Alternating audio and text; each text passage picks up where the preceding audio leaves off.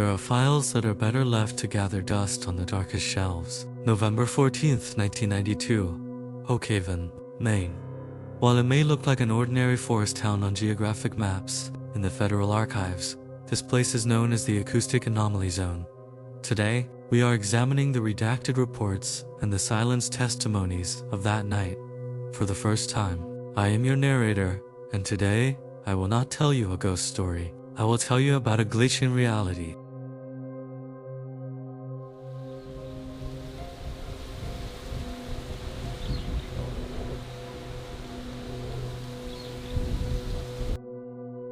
Elias Thorne was a man of silence, a 24-year-old veteran who preferred the company of the ancient pines in northern Maine. Watchtower number 4 was located 20 miles deep into the wilderness. At 11:40 p.m., the first sign of something wrong hit the dispatch radio. Elias didn't speak. He didn't scream. For 3 minutes, the operator heard nothing but a rhythmic, heavy breathing. But this breath was too deep, too mechanical to be human. The operator later testified. It was as if Elias had left the mic open, but it wasn't him breathing. It was the forest itself, mimicking the shape of a man.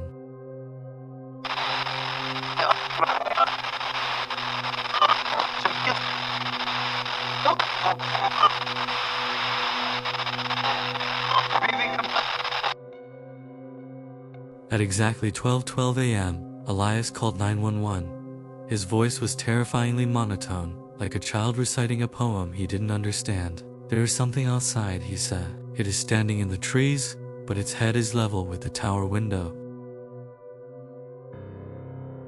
When Deputy Miller and his team reached the perimeter, the silence was absolute. No crickets, no wind. Miller described it as a suffocating void, and then he heard it. He heard his own voice, calling his name from the darkness of the woods.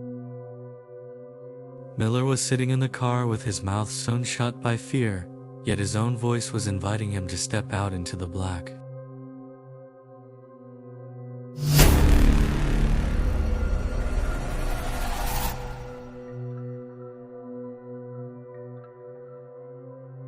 The tower was locked from the inside. The windows were intact. Elias was gone. But on the desk, a note was left, written in a hand so shaky, it was barely legible.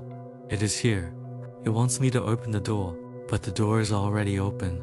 The true horror was found on the voice recorder. The tape captured 2 identical voices of Elias Thorne. One was begging for mercy. The other was laughing. But the laugh had a metallic, distorted edge that no human throat could ever produce. It wasn't a person laughing. It was a predator that had finally mastered the sound of its prey.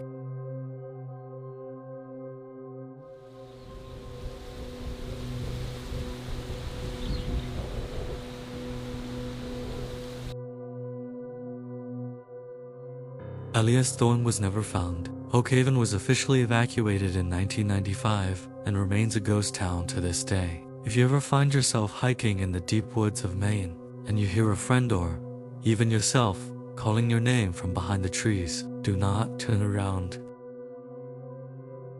Do not answer, because by the time you hear your own voice in the dark, it's already too late. It has already learned enough to become you. Case File 07 is now closed, but remember, some echoes never fade. If you hear your name in the dark, do not answer. Subscribe to stay in the shadows with us. Stay alert, stay silent.